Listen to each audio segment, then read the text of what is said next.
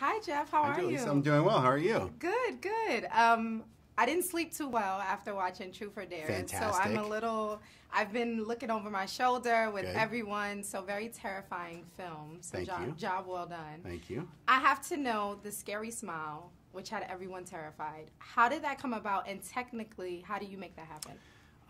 You know, it was sort of a confluence of a lot of different things. I knew I needed to do a possessed look for the film. I didn't want to do like the milky eyes or the black eyes. We've seen all that before. I started thinking about the spirit of the game. It's a mischievous game. You're kind of messing with people. So I thought, you know, a mischievous smile would work. Also, you know, I always doodle sort of the same things over and over again. And since I was a kid, I always kind of drew this evil Joker smile. And so I drew that for the visual effects team and showed it to them. And I was also looking at Snapchat filters, and I find it kind of disconcerting the way it distorts people's faces. It's really upsetting, and so it all kind of came together, and then we showed the movie to an audience, and it played well, and I was happy, and I was in the lobby talking to Jason Blum, the producer, and I was smiling, and some woman came out of the theater, and she goes, "Oh my God, it's your smile. That's the evil smile." So there might be this weird kind of self-portrait thing going on as well. I don't know. It's a lot of different ideas kind of come together, and sometimes you never really know what's the one thing that inspires you to make a choice. And then technically, how does it actually like visually work on camera? So is it, of course, it's some type of special effect, but what are the actors, like how are they making their faces? So I have a theory on visual effects, which is I don't like them. Okay. So I try to do everything on set, right? Like if like the roof sequence, I didn't want to like build a roof and put a green screen up. I wanted her on the roof, so we put her on the roof.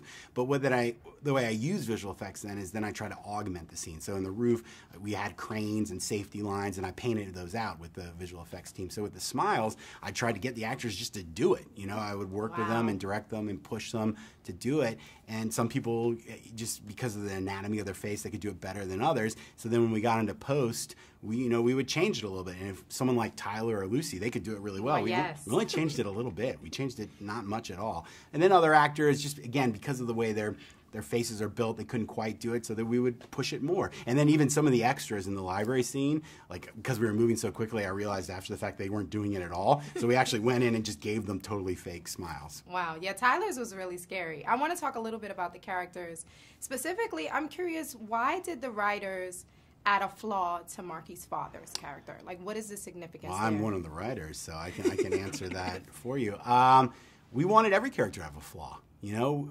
People are complicated. No one's completely good and no one's completely bad. And what's interesting about the game is that it sort of exposes our secrets, right? And it makes us face our fears. And so we wanted to make sure all of our characters had some secret or some fear that they weren't facing. And now, lastly, so the questions, of course, and the dares, there were a variety of them. How did you all come up with what specific truth or dare questions would be asked? So what we did, Chris Roach and Jill Jacobs, who wrote the script with me, we sat down and we just started coming up with truths and dares and ways for people to die.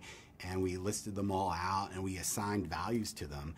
You know, 10 being the most intense, 1 being the least intense, and we just put them in order, and then we wrote the script so that they were always building in intensity. There's something oddly admirable, but also creepy about that. Yeah, right? We're sitting there planning people's deaths and exposing their deep, dark secrets. It's crazy, but thank you so much. It was a pleasure.